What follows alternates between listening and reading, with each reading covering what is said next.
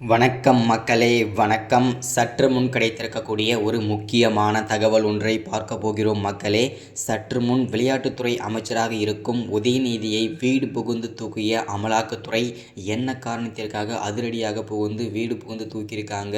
So இதை பற்றின தகவல் தான் இந்த ஒரு காணொலியில் நம்ம தெளிவாக துல்லியமாக பார்க்க போகிறோம் மக்களே.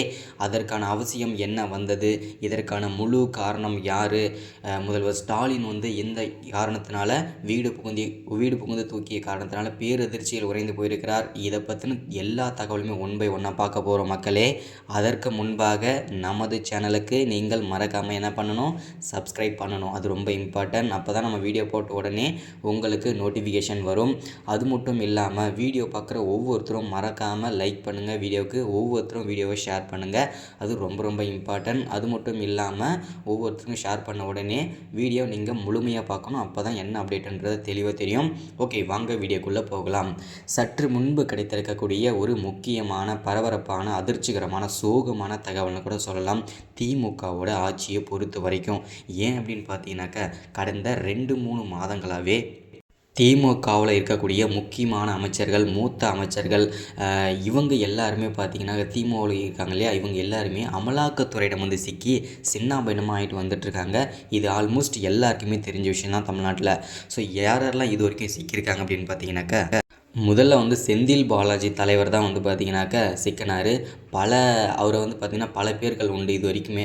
10 ரூபா பாலாஜி, கோட்டர் பாலாஜின்னு சொல்லிட்டு நிறைய பெயர்கள் உண்டு. ஸோ அதில் பார்த்திங்கனாக்கா அந்த சர்ச்சையில் சிக்கினவர் தான் செந்தில் பாலாஜி. அவர் கிட்டத்தட்ட 240 நாட்களை மேலே கடந்தாச்சு. கிட்டத்தட்ட 8 மாதமாக அவர் ஜெயிலில் தான் இருக்கார், புழல் சிறையில் இருக்கார். அவர் எடுக்கிறதுக்கான எந்த விதமான நடவடிக்கையுமே திமுகவும் எடுக்கலை, யாருமே எடுக்காமல் காரணத்தினால பெரும் கோபம் அடைந்திருக்காரு. இவங்க எல்லாமே அடுத்ததாக ஜெகத் ரட்சகன், ஏவாவேலு, முன்னாள் அமைச்சரான பொன்முடி, இந்த மாதிரி வரிசையாக அந்த வரிசையில் சர்ச்சையில் சிக்கினார். இதற்கான முழு காரணமே செந்தில் பாலாஜி தான் போட்டு கொடுத்து விட்டார், வாக்குமூலம் கொடுத்து விட்டார் என்றும் செய்திகள் பரவுகிறது மக்களே.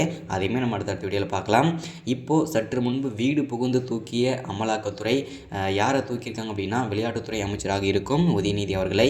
இது உண்மை தகவலா இல்லை வதந்திகளா அப்படின்னு கேட்கும்போது கண்டிப்பாக இது 100% உண்மை தகவல் கிடையாது, பொய்யான தகவல் தான். இது முழுக்க வதந்திகள் தான் பரப்புகிறாங்க. ஸோ ஆனால் பார்த்திங்கன்னா அவர் சனாதன வழக்கில் பார்த்திங்கன்னா அவர் பல சர்ச்சைகளை சிக்கியிருக்கிறார் உதயநிதி அவர்கள்.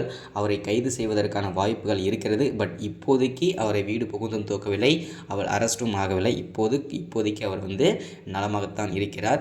ஸோ இது எல்லாமே வதந்திகள் பரப்பியிருக்காங்க, நம்ப வேண்டாம். அது மட்டும் இல்லாமல் அமலாக்கத்துறை உளவுத்துறை ரிப்போர்ட் மூலமாக கொடுத்துருக்கிறது என்னென்னா, இன்னும் திமுகவில் இருக்கக்கூடிய முக்கிய அமைச்சர்கள் எங்களிடம் சிக்குவார்கள் என்று சொல்லியிருக்காங்க. அடுத்த வீடியோவில் தொடர்ச்சியாக இதை பற்றி விவாதிப்போம். மறக்காமல் சப்ஸ்கிரைப் பண்ணுங்கள், லைக் பண்ணுங்கள், ஷேர் பண்ணுங்கள்.